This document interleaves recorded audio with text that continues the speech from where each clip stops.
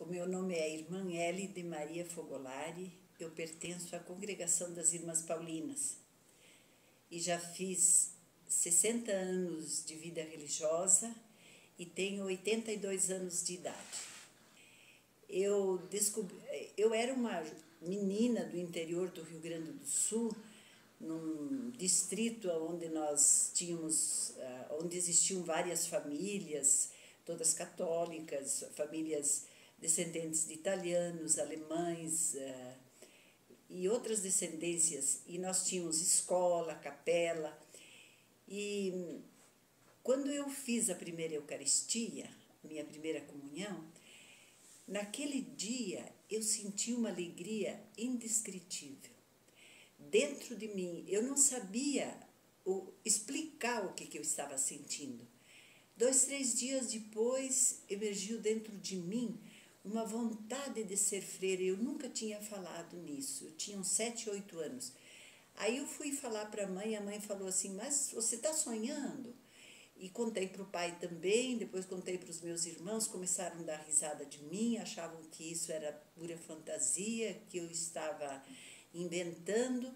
E eu fui crescendo, estudando, frequentando a comunidade, de uma forma normal, ia a bailes também, gostava muito de dançar, de me comunicar com as pessoas, ia para festas e tudo. Mas quando chegou aos 14 anos eu comecei a namorar.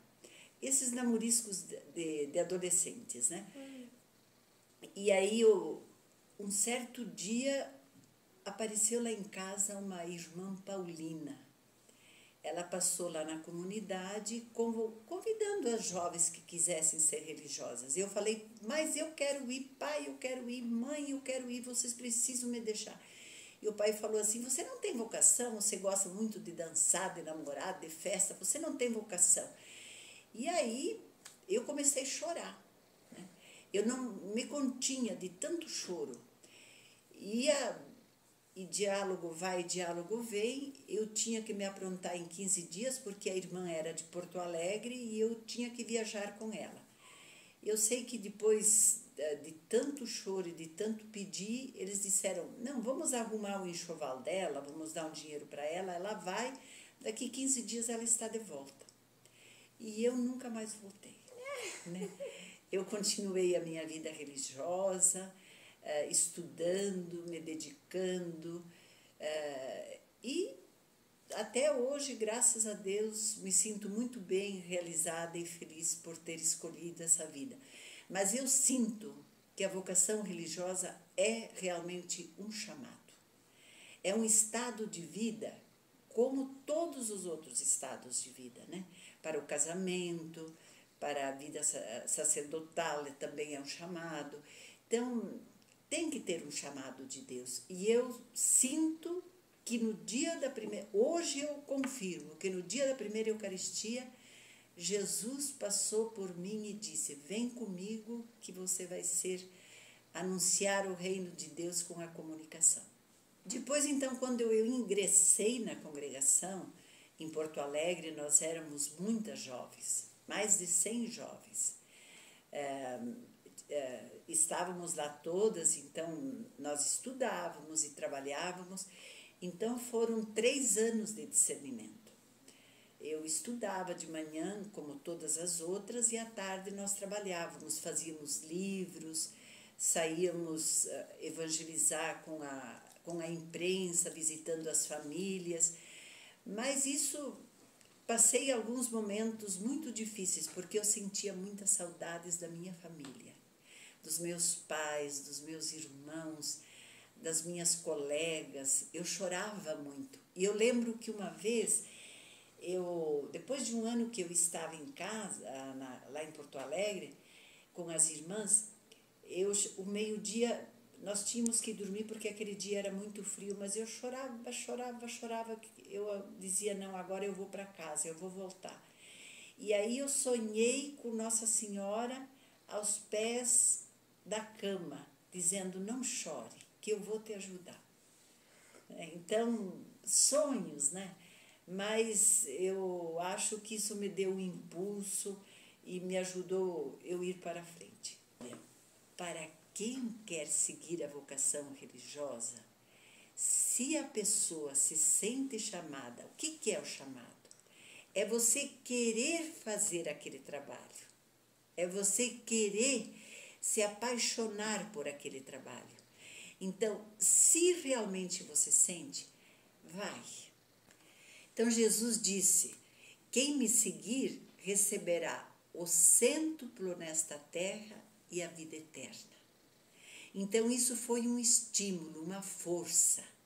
E realmente é isso que eu sinto na vida.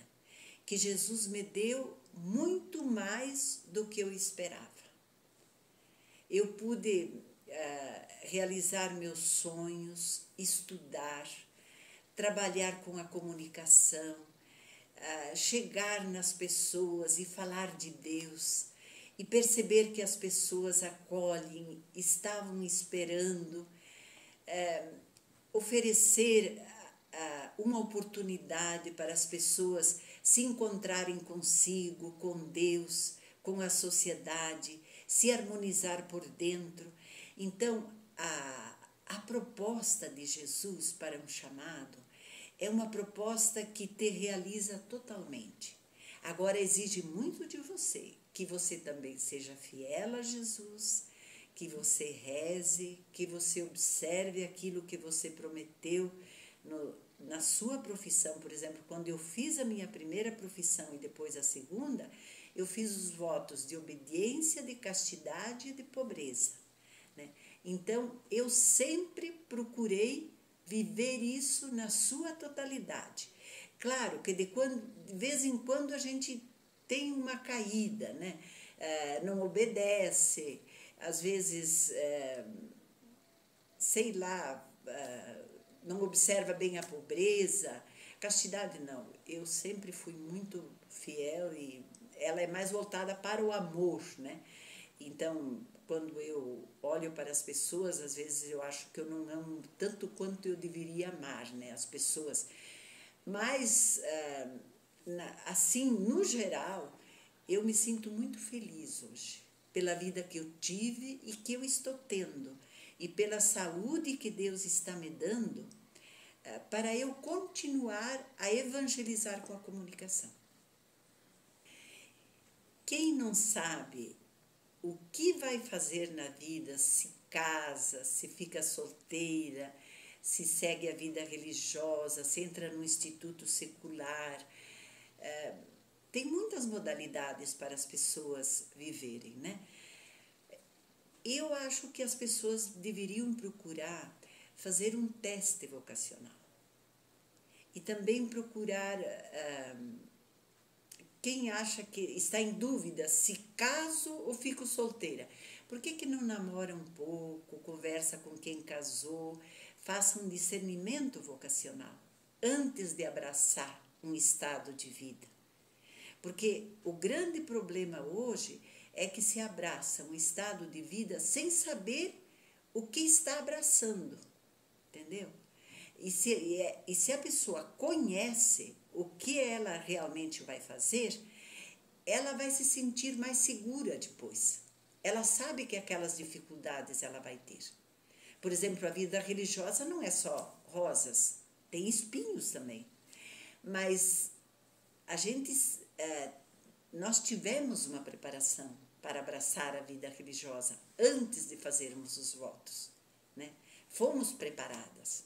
Então, isso nos dá segurança. Então, quando vêm as dificuldades, vêm as tentações, etc., a gente sabe mais ou menos por onde você tem que andar para poder continuar com segurança e ser feliz. Porque o importante nesta vida é você fazer aquilo que você se sente chamada e ser feliz e realizar a felicidade para os outros.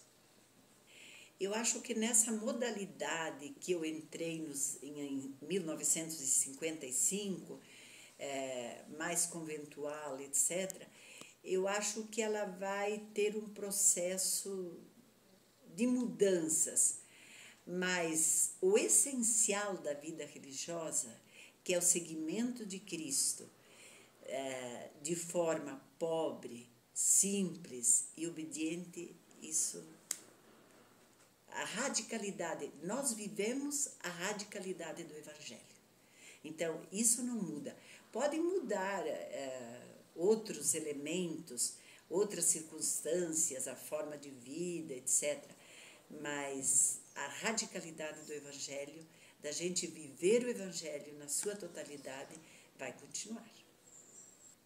Se eu for te dizer que eu sempre fui muito feliz, agora eu exerci alguns trabalhos que me tornaram muito mais realizada e muito mais feliz. Por exemplo, quando eu trabalhei numa escola de comunicação que nós temos em São Paulo e que eu coordenava, era responsável, eu gostava muito porque eu percebia os frutos, né, de uma escola de comunicação voltada para o anúncio da Boa Nova de Jesus Cristo, né? Então, aquilo me realizava muito. E eu percebia, então, os leigos que iam lá, os padres que iam lá e que se envolviam e se comprometiam, né, com a proposta. Então, aquilo me realizava porque eu percebia que ajudava as pessoas, né, a terem uma outra forma de vida e exercerem a sua comunicação de uma forma mais humana e mais evangélica. Um outro momento que também para mim foi muito gratificante foi quando eu trabalhei como assessora de comunicação na CNBB, né, em Brasília. Eu era assessora da comunicação episcopal pastoral para a comunicação, trabalhei lá 8 anos.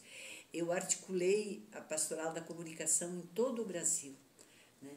Então eu me dediquei muito, trabalhei bastante e isso me trouxe uma alegria muito grande. Sabe por quê? Porque eu percebi que as pessoas têm sede de conhecer Jesus. E hoje, como que nós fazemos para as pessoas conhecerem Jesus? É pela comunicação. Porque evangelizar só dentro da igreja fica muito restrito. Então, quando nós trabalhamos com a comunicação, que nós podemos chegar a tantas pessoas que não vão à igreja, mas que depois conhecem por um vídeo, por uma mensagem, por um Facebook, por um Instagram, por tantos aplicativos e tantas formas que hoje a comunicação oferece, então isso para mim foi algo que me dá muita alegria ter feito esse trabalho, sabe? Muita alegria mesmo.